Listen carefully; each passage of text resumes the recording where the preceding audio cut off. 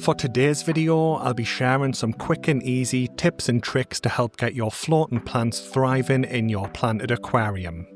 So getting right in with it, and one of the most common problems I see time and time again when it comes to floating plants is excessive water flow near the surface of the tank. While canister filters and internal filters are usually the main culprits for this, other types of filter can also create too much surface agitation depending on the size of your tank and the strength of your filter.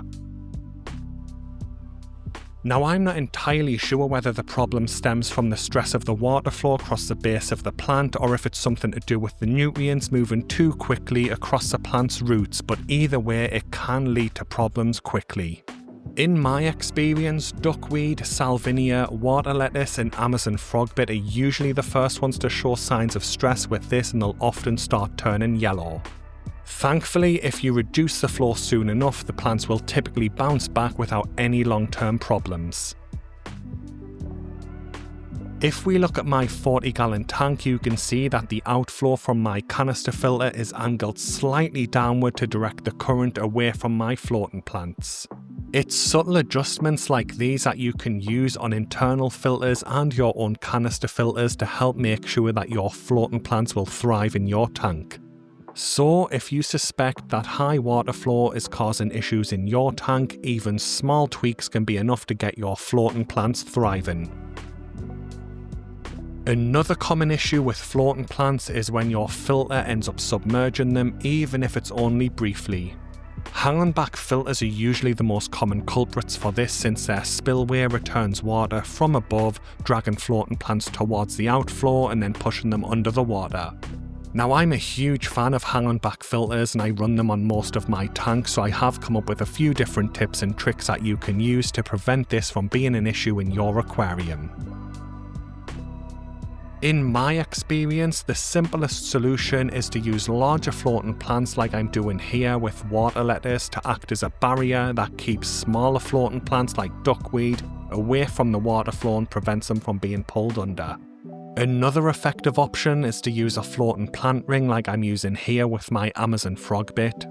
This is another quick and easy option, and I just buy 3D floating plant rings off Etsy, and then you get these little hooks to let you anchor them in place, letting you control where your floating plants will be.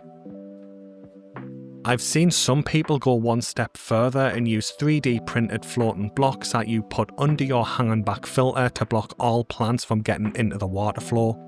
But you can see on this filter how much duckweed ends up getting stuck to my pre-filter sponge, and once it's in the water it quickly becomes a treat for my shrimp and snails. In my experience, red root floaters are especially sensitive to this type of problem, and even being splashed by the bubbles popping from a sponge filter has been enough to get my red root floaters to start to melt. But if you can't completely stop your floating plants from getting submerged in your aquarium for whatever reason, I highly recommend that you try salvinia.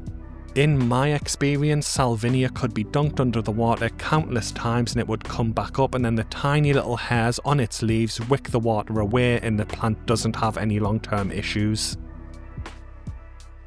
Moving on, and we get to another common issue with floating plants, and that is neglecting regular maintenance. Now, you have to keep in mind that floating plants tend to grow considerably quicker than submerged tanks in low-tech aquariums like mine. So when these plants are left to grow unchecked, they start overlapping, which limits the amount of light exposure the lower plants end up getting, and this can cause them to melt. Personally, I remove a large portion of my floating plants every week because they grow so quickly. I know that this can feel like a chore, but you can use something like a simple hair comb or a fishnet to make the job far quicker and easier. Here's an example from my 40-gallon tank with my duckweed, and it took just 6 days since its last removal to grow to a level where it's starting to overlap on itself. Another issue that can impact the health of your floating plants is a lack of essential nutrients. As I mentioned earlier, floating plants can grow far quicker than submerged plants, which means they also consume a lot more nutrients. In low stock tanks, this can quickly lead to various deficiencies in the aquarium. Better tanks are an excellent example of this, as most setups will include a single betta and they may have 1 or 2 snails and a couple of shrimp.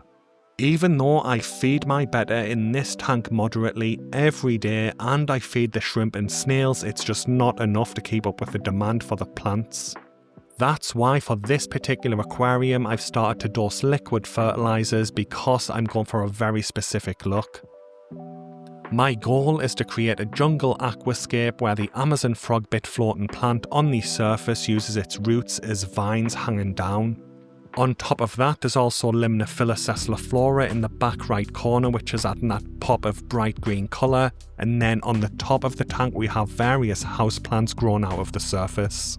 The Amazon frogbit, Limnophila flora, and various houseplants use up a lot of nutrients in this particular tank, so the waste produced by my betta fish, shrimp and snails just isn't enough to sustain them long term.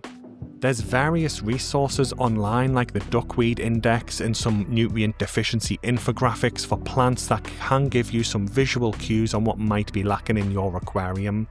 Depending on your setup, you may be able to just increase the feeding to solve the problem, but in my case with this specific tank, the bioload is what I consider at its limit, at least for now, with the current snail and shrimp population, so I am relying on liquid fertilizers to fill in the gap. Most of the time, nutrient deficiencies will show signs before they become serious, so they tend to be fixed easily provided you fix the nutrient issue. The next factor is to consider the type of livestock that you're keeping alongside your floating plants. Now this might sound obvious, as it's easy to notice if a goldfish is munching through all of your duckweed or some other fish that you're keeping in the tank, but that's not what I'm talking about here. Some species of snail actually cause issues by eating the fine root fibres off your floating plant's roots. This can result in nutrient uptake problems for the plant even if the nutrient levels in the aquarium are perfectly fine. The tricky part with this one is if you're keeping multiple species of floating plants in the same tank like I do with the majority of my aquariums, because it's not always easy to spot. That's because certain types of duckweed have evolved to absorb nutrients extremely efficiently via their fronds and not just their roots. This means that the snails in the tank can eat the roots off your duckweed, and it's very unlikely that some species will show any type of nutrient deficiency. But on the other hand, plants like water lettuce and Amazon frogbit that have large integral root systems and potentially have their leaves curving up out of the water will start to show problems surprisingly quickly. Now you can kind of check for this one if you know what to look for, and with something like Amazon frogbit, the main vertical root will still be there, but the tiny little horizontal fibres that grow out of it will be eaten off it by the snails. The last tip that I want to cover is choosing the right floating plant for your specific aquarium from the start, as it can make a lot of things far easier, and different species have their own strengths and weaknesses. For instance, duckweed, water lettuce and hornwort are all excellent choices if you're looking for some natural water purification in your tank. These work particularly well in Wallstadt method tanks, where your plants play a key role in maintaining safe and stable water parameters. Then there's plants like red root floaters, which are more about the aesthetics and visual appeal of the plant, especially if you're getting those red hues to come through. In my experience, they do tend to have a slower growth rate, reducing their effectiveness for natural water purification, so they're less effective for Wallstadt tanks. But if you're trying to do some beautiful aquascape and you need some red hues at the surface, this is the plant for you. Then you have species like salvinia and Amazon frogbit, which are more of a jack of all trades regardless of your tank setup. The key point for this section is that there's no reason to try and force something like duckweed into an aesthetic role in your tank when red root floaters would just be a far better option from the start. On the flip side of that, trying to keep delicate red root floaters in a high flow tank with a hang back filter is usually just asking for trouble, and something like salvinia would be a far better fit for that situation, because it doesn't really seem to care if it gets dunked underwater. Anyway guys, that brings the video to an end. Thanks for watching, I hope it's been helpful, and good luck with your floating plants.